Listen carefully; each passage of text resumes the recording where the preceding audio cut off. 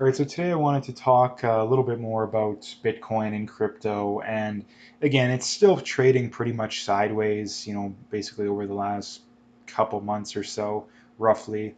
Um, but we got more, pretty interesting news in that from Michael Saylor, if you're hoping to preserve your wealth for a generation, Ricardo Salinas suggests you invest in Bitcoin. The strategy is simple: choose the highest quality asset you can find in HODL. And so he's the third richest guy in Mexico, who is now buying Bitcoin. Now, how much he's buying, I'm not actually sure. Like, again, if he puts 1% of his net worth in there versus like 20, 30, whoever knows how much, those are completely different stories. But at the end of the day, the writing on the wall is very clear that he's clearly, given the fact that he came out and started talking about it, I'm guessing it's at least a decent proportion. I mean, the guy is probably worth well into the billions of dollars. Again, I probably should have looked that up prior to the video, but maybe even in the tens of billions of dollars. So again, that's even if it's 1%, that's still at least into the tens of millions, possibly even the hundreds of millions of dollars. And again, that's just if it's 1%. So my guess is it's probably around that 10% number. But um, the main point I wanted to bring up here is very simple: is that the writing is on the wall when it comes to this stuff. Like, institutional investors, you have a lot of very high net worth people that are getting into the crypto space. There's some people that are leaving. You have people like Jim Cramer, but again, he's probably not as respectable as what I think a lot of people would make him out to be. But I mean, especially given his reason for selling is really stupid. But again, same goes for Elon Musk. Although I don't know if Elon Musk actually sold or not. I don't think he did. I think they just stopped allowing people to buy Teslas with them. But um, the writing is on the wall, right? And here's the thing: if you go back 6 months, like, look at the amount of billionaires and institutional money that is coming into the space, right? Look at the amount of, I mean, you look at, I think that there's a German pension fund or bank or something that's going to be putting like 400 million in, I heard the other day. So again, like, this kind of news is coming out every week. There's a new billionaire put it that supports it, or there's institutional, there's hedge funds, like something along those lines, right? And the point is very clear that, like, what more do people, again, like I say, like, always do your own research. Don't take anyone's word on anything. You shouldn't be buying simply because someone else is doing it, no matter who they are.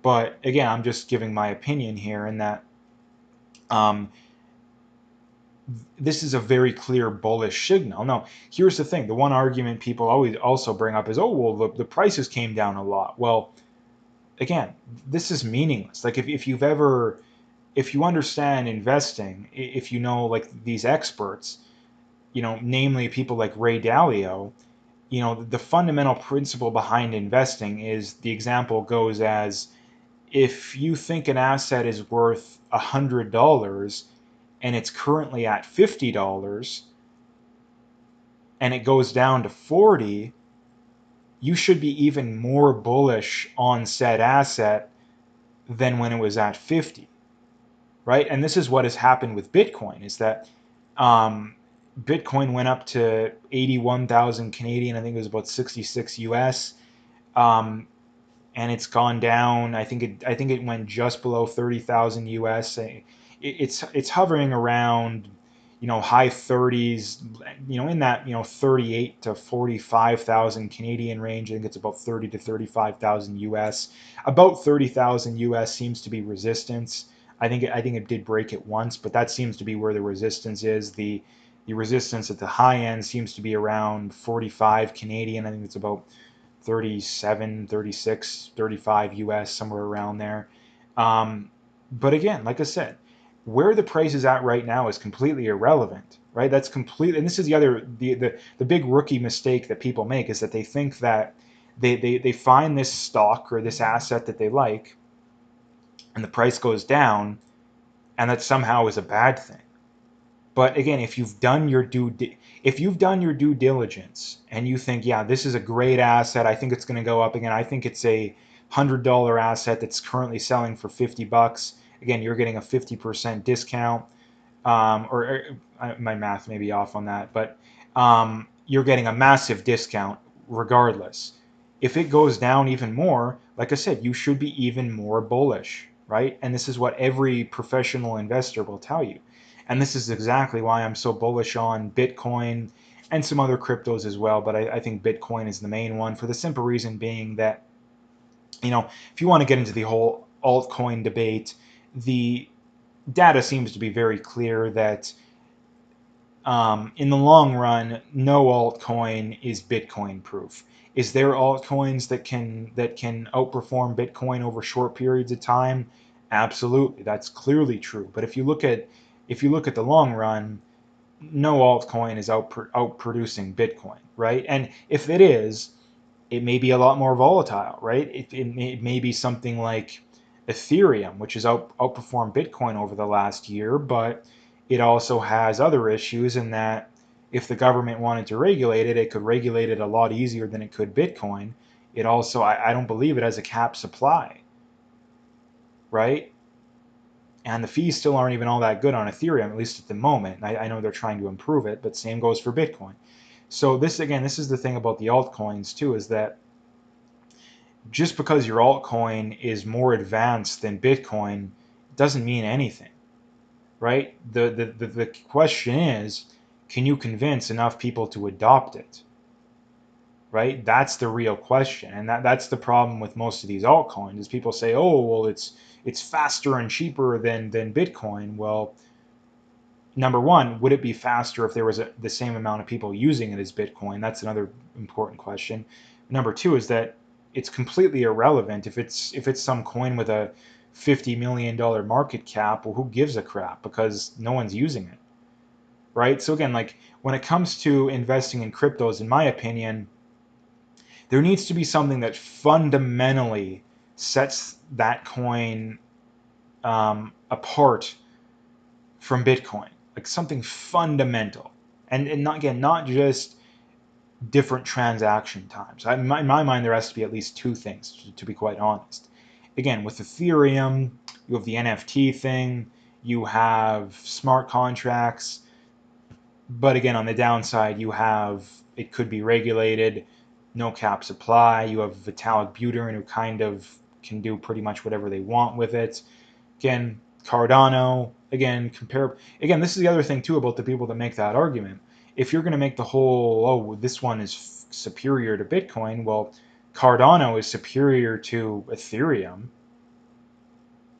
So why doesn't Cardano have a higher market cap, right? That's the big problem. Like, if you look at the privacy coins, well, Pirate Chain is superior to Monero. Why doesn't Pirate Chain have a higher market cap than Monero, right? So this is the thing, that just because it's superior doesn't really mean anything, because if people don't adopt it, it doesn't mean anything, right? Like, I mean, if you look at the most popular cars on, they're not the highest quality ones. They're the ones that are the most economical. They're the ones that are well established. And this is why I think Bitcoin is still the best crypto. And again, in my opinion, like I said, because you want to do your own research, but in my opinion, Bitcoin still should be your top holding as far as cryptos go.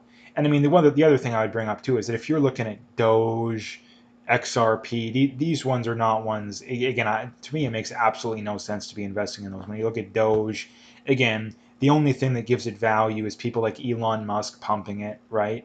And not to mention too, there's been very little work done to improve Doge over the last 3 or 4 years. It inflates at a very high rate. I mean, when you look at XRP, they're currently being sued.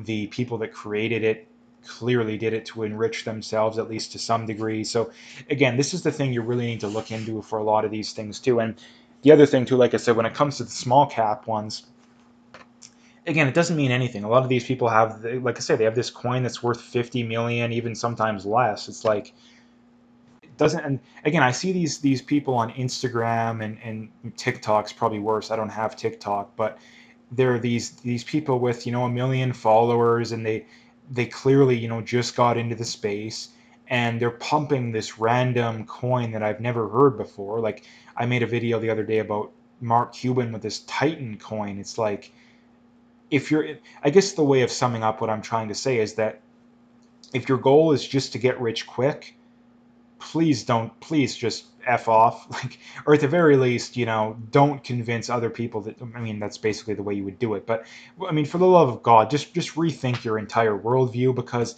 again, if you look at Bitcoin, if you look at Ethereum, if you look at some of these other ones, they're all going up more than 100% per year. You put $10,000 into an asset that's going up 100% per year. 10 years from now, that is well into the millions of dollars. Why can't wait a decade to become a millionaire, right? Like, to me, it just makes no sense, right? And those are the kind of people too that you want to avoid like the plague. The people that you want to listen to, at least in my opinion, are the people that actually have some philosophy behind what they're saying. Again, people like Michael Saylor, again, prime example. Again, HODL, not let's pump and dump this random shit coin, not buy Doge, not buy XRP or one of these other shit coins. Like, XRP has a pretty high market cap, but again, just rag on them because they're a shit coin. Again, Doge, even bigger shit coin. And not to mention, dude, there's thousands of cryptos out there, and in my mind, there's maybe 10, maybe maybe probably no more than 10 that I think you could actually make a realistic argument to invest in. Maybe 20, right? It depends if you include the stable coins. Again, they're not actually cryptos, but they're always grouped as cryptos. So that's a different story in and of itself. But again, to sum up what I'm trying to say, at least as far as the main point goes, the writing on the wall is very clear, right? Institutional money is pouring in, or is going to pour in, because I mean, you still have Bitcoin ETFs that are in the works. You still have hedge funds and financial advisors and pension funds they're slowly getting into it. And this is the problem with a lot of these, well, not necessarily a problem, but these these kind of things, a lot of times they're very bureaucratic, right? So it's going to take time, right? We're only a little over a decade into this. And again, the vast majority of people that have gotten into crypto have gotten into it. The majority of people that are in the space probably have gotten into it over the last year, and probably 80-90% of them have only been into it in two bull markets, right? The amount of people that were in it back in 2010, 2011, 2012 is very low, right? So again, the writing's on the wall. When all this institutional money starts pouring in, I mean, it already kind of has, but when it does, when the real deal hits, I think that's when we're going to see this stuff just completely explode and go through the roof. Again, I personally, again, my opinion here, I still think that we haven't seen the end of this bull market. I still think that there's still gonna be a massive run up again by the end of the year. I think then we'll probably trade. I think it'll still go up. My guess is that we hit around 100,000 by the end of the year, and then over the next, up until the next halving, it probably just goes up a little bit, maybe 10% a year or something like that. And then the next bull market, things will go crazy again. We'll go up another 500%, somewhere around there. And then if it doesn't reach a million by that bull market, it for sure will by the next one, right? So again, you got to wait. What is it?